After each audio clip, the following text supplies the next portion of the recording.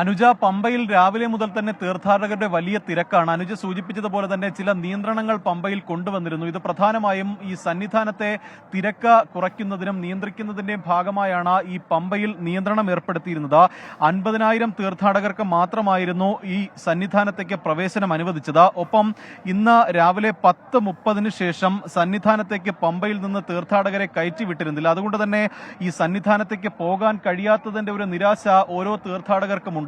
അവർ ഇപ്പോൾ ഈ പമ്പയിൽ തന്നെ തങ്ങുകയാണ്. പൊന്നമ്പലമേട്ടിൽ മകരജ്യോതി കാണുന്നതിനുള്ള സൗകര്യം പമ്പയിലും ഏർപ്പെടുത്തിയിട്ടുണ്ട്. കാരണം 10 വ്യൂ പോയിന്റുകളിൽ ഒരു വ്യൂ പോയിന്റ് പമ്പയിലാണ്. പമ്പയിലെ ഹിൽ ടോപ്പിലാണ് മകരജ്യോതി ദർശനം കാണാൻ കഴിയുക. അതുകൊണ്ട് തന്നെ ഈ ഹിൽ ടോപ്പിൽ ഇതിന് സാധ്യമായ എല്ലാ ക്രമീകരണങ്ങളും ഏർപ്പെടുത്തിയിട്ടുണ്ട്. പക്ഷേ തിരക്ക് പമ്പയിൽ കൂടിയൊരു സാഹചര്യമുണ്ട്. അതുകൊണ്ട് തന്നെ ഹിൽ ടോപ്പിലടക്കം കൃത്യമായ ഈ പരിശോധനകളടക്കം നടത്തിയ ശേഷം മാത്രമേ തീർത്ഥാടകരെ ഹിൽ ടോപ്പിലേക്ക് കടത്തിവിടൂ. ഇപ്പോൾ തന്നെ പലയിടങ്ങളിലും തീർത്ഥാടകർ തമ്പടിച്ചു കഴിഞ്ഞു.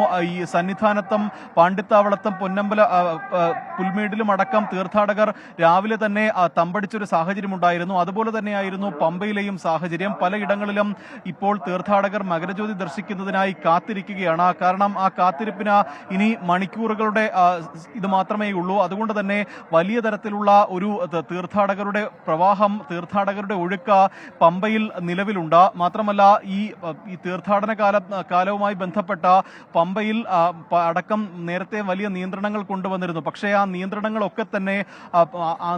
കൊണ്ടുവന്നെങ്കിൽ തന്നെയും അതൊക്കെ തന്നെ മറികടന്ന തീർത്ഥാടന കാലം വലിയ വിജയമായി എന്ന് തന്നെയാണ് ദേവസ്വം ബോർഡും പോലീസും അടക്കം പറയുന്നത്. കാരണം മണിക്കൂറുകളോളം തീർത്ഥാടകർ ക്യൂ നിന്ന ദിവസങ്ങളുണ്ടായിരുന്നു. 12 മണിക്കൂറോളം ക്യൂ നിന്ന ദിവസങ്ങളുണ്ടായിരുന്നു. പക്ഷേ ആ കഷ്ടതകളൊക്കെ തന്നെ മാറ്റിവെച്ച ഈ മണ്ഡല മകരവിളക്ക് തീർത്ഥാടനം ആഘോഷമാക്കുകയാണ് തീർത്ഥാടകർ. കാരണം അത്രത്തോളം ഒരു തീർത്ഥാടകരുടെ ഒഴുക്ക്, ഭക്തി ഈ എല്ലാം തന്നെ നമുക്ക് പമ്പയിലും ഓരോ ഇടങ്ങളിലും കാണാം. അതുകൊണ്ട് തന്നെ ഈ തീർത്ഥാടകർക്ക് സുഗമമായ രീതിയിൽ അയ്യപ്പ ദർശനം ഒപ്പം മകരജ്യോതി ദർശനം കാണിക്കാനുള്ള എല്ലാ സൗകര്യങ്ങളും പോലീസും ദേവസ്വം ബോർഡും ഏർപ്പെടുത്തിയിട്ടുണ്ട്. ഇനി നാളെ മാത്രമേ പമ്പയിൽ നിന്ന് സന്നിധാനത്തേക്ക് തീർത്ഥാടകരെ കയറ്റിവിടൂ. നാളെയും ഈ തിരക്ക് കുറയ്ക്കുന്നതിന്റെ ഭാഗമായി ചില നിയന്ത്രണങ്ങൾ ഏർപ്പെടുത്തിയിട്ടുണ്ട്. കാരണം 50,000 പേർക്ക് ഈ വെർച്വൽ ക്യൂ വഴി ബുക്ക് ചെയ്ത് നാളെ ദർശനം നടത്താം. അതിനുശേഷം സ്പോട്ട് ബുക്കിംഗ് ഉൾപ്പെടെ ഭക്തർക്ക് ഉപയോഗിക്കാൻ കഴിയുമെന്നതാണ് പോലീസും ഒപ്പം ഈ ദേവസ്വം ബോർഡും അറിയിച്ചിരിക്കുന്നത്. 5:15 കൂടി തന്നെ തിരുവാഭരണ ഘോഷയാത്ര ശരംകുത്തിയിലെത്തും. ശരംകുത്തിയിലെത്തുന്ന തിരുവാഭരണ ഘോഷയാത്ര ദേവസ്വം ബോർഡ് അധികൃതർ എത്തി സ്വീകരിക്കുകയും സന്നിധാനത്തേക്ക് ആനയിക്കുകയും ചെയ്യും. അതിനുശേഷമായിരിക്കും ദീപാരാധന നടക്കുക. തൊട്ടു പിന്നാലെ പൊന്നമ്പലമേട്ടിൽ മകരജ്യോതി കാണാം. ആ ദൃശ്യം കണ്ട് സായുജ്യമടഞ്ഞായിരിക്കും ഓരോ തീർത്ഥാടകരും ഇവിടെ നിന്ന് മടങ്ങുന്നത്. സന്നിധാനത്ത് നിന്ന് തീർത്ഥാടകർ മടങ്ങുമ്പോൾ ഈ കൂടുതൽ തീർത്ഥാടകർ ഒരുമിച്ച് എത്താനുള്ളൊരു സാധ്യതയുണ്ട്. അതുകൊണ്ട് തന്നെ പമ്പയിൽ ഉൾപ്പെടെ അതിനുള്ള ക്രമീകരണങ്ങളും ഇതിനോടകം ചെയ്തിട്ടുണ്ട്. എന്തായാലും ഇനി മണിക്കൂറുകളുടെ ഒരു കാത്തിരിപ്പ് മാത്രമേ ഉള്ളൂ. അനുജ, ശ്രീജിത്ത് ശ്രീകുമാറിലേക്കാണ് ഈ പോകുന്നത്. നിലയ്ക്കലിലാണ് ശ്രീജിത്ത് ഉള്ളത്. ശ്രീജിത്ത്, നിലയ്ക്കലിൽ എങ്ങനെയാണ് ഭക്തജന തിരക്ക്? അവിടെയും പോലീസിന്റെ സുരക്ഷാ വിന്യാസമൊക്കെ എങ്ങനെയാണ്? കൂടുതൽ പോലീസിനെയൊക്കെ ഇത്തവണ നിയോഗിച്ചിട്ടുണ്ടല്ലോ.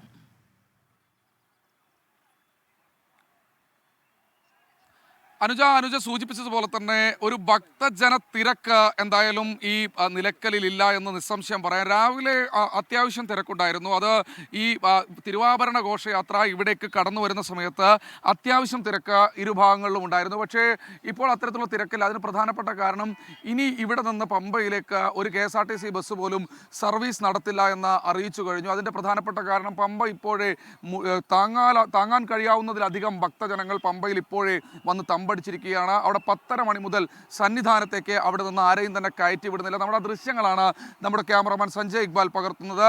ആ ദൃശ്യങ്ങളിൽ തന്നെ വളരെ വ്യക്തമാണ്.